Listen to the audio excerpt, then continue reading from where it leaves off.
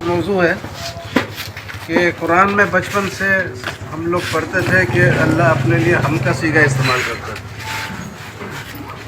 تو ہم کا صیغہ کے مطلب یہ ہے کہ ایک سے زیادہ ہو گئے، لیکن لوگوں کا یہ کہنا تھا کہ یہ عزت کے لیے استعمال ہوتا ہے. جیسا بادشاہ استعمال کرتا ہے کہ ہم نے فلانا شخص کو سزائے موت دیا، لیکن بادشاہ جب بھی بولتا ہے تو وہ اپنے عملہ کو انکلوڈ کرتا ہے. کچھ لوگ پھانسی دیں گے، کچھ لوگ ججمنٹ دیں گے، کچھ لوگ جیل کے ہوں گے جو اس کو گرفتار کر کے رکھیں گے. تو ایونچولی پھانسی ہوگا، لیکن اس میں بادشاہ اکیلے نہیں ہوتا ہے. تو ایک کرسچن پریچنگ ایسوسیشن کا پریسیڈنٹ تھا، چیئرمین تھا. وہ میرے کو ایک کتاب لا کے دیا، کسی نے لکھا تھا. وہ مسلمان سے کرسچن بن گیا اور یہ کتاب یہ لکھا کہ اس میں بہت سارا پوائنٹ دیا کیوں بنا کرسچن. اس میں ایک پوائنٹ یہ تھا کہ اللہ ایک ہے تو ہم کیوں بولتا ہے، میں بولنا چاہیے میں نے یہ کیا، میں نے وہ کیا، تو ہم کا صیغہ کیوں آتا ہے.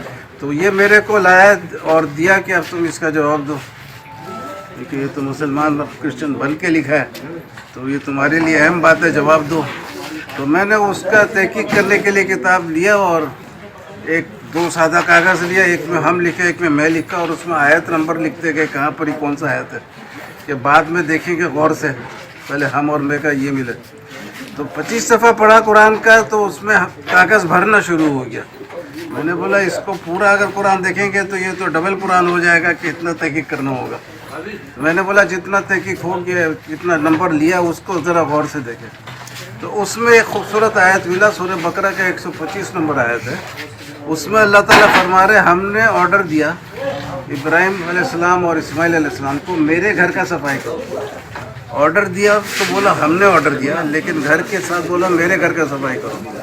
تو میرے کو خیال آیا کہ ضرور کوئی فرق ہے. تو اسی طریقے سے قرآن میں خضر علیہ السلام جب ہے موسیٰ علیہ السلام کے ساتھ جاتے، یہ مشہور کہانی ہے کہ ایک کشتی میں سوراخ کر دیتے، پھر ایک جوان بچے کو مار دیتے، معصوم بچے، چھوٹے بچے، اور ایک دیوار گر رہا تھا اس کو کھڑا کر دیا بغیر اجرت کے. ہاں. تو اس میں بتا رہے ہیں کہ کشتی کا جو سوراخ کیا تو میں نے سوراخ کیا، اور وہ جو لڑکے کو مارا تو ہم نے مارا، اور جو دیوار کھڑا کیا تو وہ اللہ کے حکم سے کھڑا کیا. تو وہ کشتی میں سوراخ کیا تو وہ ایسا علم تھا جو آج کل بندوں کو بھی مل سکتا ہے. کوئی کہیں سے موبائل سے بول دے کہ بھائی ادھر میں یہ ہو رہا وہ ہو رہا ہے، خبر آ جاتا ہے. لیکن بچوں کو مارنا، پھر ایک دوسرا بچہ ماں باپ کو ملے جو نیک ہو، یہ ہم لوگ اللہ کے جو بڑے بڑے فرشتے کارندے ہیں ان کے نالج میں بھی ہوتا ہوگا. اور جو دیوار کھڑا کرنا تھا وہ اس لیے کھڑا کرنا تھا کہ اندر میں یتیموں کا کچھ مال رکھا ہوا تھا، اور وہ اس کا باپ نیک تھا تو اللہ نے چاہا کہ یہ بچے لوگ کو بڑے ہو کر وہ دولت ملے. تو یہ اللہ کا مرضی تھا، اس لیے کہ وہ دیوار کھڑا کر دیا. بھی بچے لوگ کتنے سال میں بڑے ہوں گے، کوئی زلزلہ نہیں آئے، کچھ بھی نہیں آئے تو وہ دیوار دوبارہ نہیں ٹوٹ جائے اور بچے لوگ بھی زندہ رہے. تو یہ سب نالج اللہ کا زیادہ تر تھا. تو پہلے پوائنٹ میں نے بولا، دوسرے پوائنٹ میں ہم نے بولا، تیسرے پوائنٹ میں بولا کہ اللہ نے چاہا. تو اس میں اللہ کا کلام ہے بڑا حکمت والا ہے کہ ہر باریکی کے ساتھ میں یہ ہے. اس میں انسانوں کے کلام کے جیسا نہیں ہے کہ ذرا ہوائی فائرنگ وغیرہ کچھ نہیں ہے. یہ بہت ہی ٹیکنیکل کتاب ہے. تو اس میں بہت سارے اور آیت ہیں.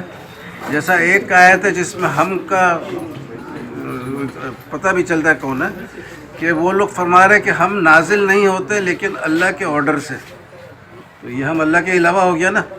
اچھا ہم صف میں کھڑے ہیں اور ہم سب اللہ کی تسبیح کرتے ہیں اور سب کے ذمہ کام ہے.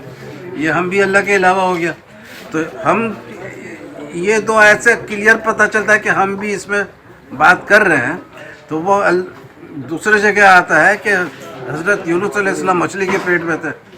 تو ہم لوگ بول رہے ہیں ان کو ہم سے مچھلی کے پیٹ سے اس لیے باہر نکالا کہ یہ اللہ کو بہت یاد کرتا تھا, تسبیح بہت کرتا تھا. تو یہ ہم بھی کوئی اور ہو گیا. پھر دوسرے جگہ ہے کہ وہ قیامت کے دن آنے والا جس دن ہم متقی لوگوں کو پرہیزگاروں کے جیسا رحمان کے حضور پیش کریں گے. یہ ہم بھی کوئی اور ہو گیا. کیونکہ مرنے کے بعد جو ہم لوگ بولتے ہیں نا انا للہ و انا الیہ راجعون, وہ بے شک اللہ کے پاس جانا ہے لیکن ڈائریکٹ اللہ کے پاس نہیں جائے گا, اللہ کے کارندوں کے پاس جائے گا. پھر قیامت کے دن جب دوسرے آیتوں میں لکھا ہوا ہے قبر سے سب نکلیں گے تو پھر اللہ کے حضور پیش ہوں گے اور اللہ تعالیٰ فیصلہ کرائے گا. اس میں ججمنٹ وغیرہ ہوگا. تو 80 نمبر آیت میں ہے کہ مرنے کے بعد ہمارے پاس آتا ہے. 85 نمبر میں ہے کہ ہم متقی لوگوں کو رحمان کے حضور پیش کریں گے. اور 95 نمبر سورہ مریم کی آیت ہے قیامت کے دن اللہ کے پاس اب ہر کوئی اکیلے جائے گا. اسی طریقے سے اور بہت سارے جگہ میں بہت سارے آیت ہیں. کہ ایک آیت ہے کہ ہم یہ اللہ کی آیت ہے قرآن جو ہم آپ کو ٹھیک پڑھ کر سناتے ہیں. تو اللہ تو کبھی نہیں سناتا تھا. تو یہ ہم سنانے والے کوئی اور ہو گئے جو اللہ کا آیت پڑھ کے ٹھیک سناتے ہیں. تو اس سے ذرا سا معنی میں بہت تبدیلی ہو جاتا ہے. تو اس لیے میرا بھانجا تھا تو وہ بھی بہت کھٹ پٹ کرتا تھا کیونکہ یہ ہمارا بھی بچپن سے خیال تھا اور بہت لوگوں کا تھا. اور تورات سے بھی ثابت ہے کہ یہ اللہ یہ ہم کا صیغہ جو استعمال کیا ہے وہ کارندوں کے لیے کیا ہے. کیونکہ قرآن میں ایک بات ہے کہ میں نے آدم علیہ السلام کو اپنے ہاتھوں سے پیدا کیا. آدم علیہ السلام کا افضلیت یہ ہے. اور جو ان سے پہلے عام انسان تھا ان کو کارندوں کے ذریعے اللہ نے پیدا کیا. اللہ تعالیٰ ہر کام کرتا ہے کہ اللہ تعالیٰ ہر چیز کا خالق ہے لیکن کچھ کام ڈائریکٹ کرتا ہے اور کچھ کام فرشتوں کے ذریعے کرتا ہے. کچھ کام قدرت سے بھی ہو رہا ہے جیسے ابھی بال بچے پیدا ہوتے ہیں وہ قدرت کے ذریعے ہو رہے. ظاہری فرشتے بھی نظر نہیں آتے اور اللہ تو ہے ہی نہیں. اللہ تو ایک آدم علیہ السلام کا بولا میں نے اپنے ہاتھوں سے بنایا, میرے ہاتھوں سے بنایا. تو اس میں بہت مزے کا ہے. اور اس لیے میرا بھنجا تھا وہ بہت کھٹ پٹ کرتا تھا. انٹرسٹڈ لیتا ہے, انٹرسٹ ہوتا ہے اس کو. تو ایک روز میں نے بولا تم خالی محفل میں کھٹ پٹ کرتے ہو پھر بھاگ جاتے ہو, نظر نہیں آتے ہو, اکیلے آؤ اور بیٹھ کے بات چیت کرو تو پھر گھنٹہ لگاؤ تو کچھ سمجھ میں آئے گا. تو میں نے اس سے پوچھا کہ کیا تمہارا ایمان ہے کہ مرنے کے بعد ہم لوگ سب اللہ کے پاس جاتے ہیں انا للہ و انا الیہ راجعون؟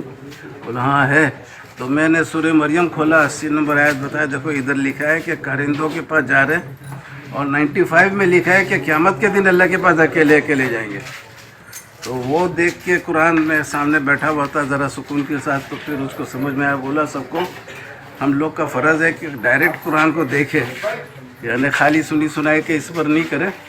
تو اس کے ساتھ ختم کرتے. آپ کا بہت بہت شکریہ, آپ لوگ اتنا دیر رہے. جزاک اللہ. اور انشاءاللہ پھر ملاقات ہوگی. اللہ حافظ.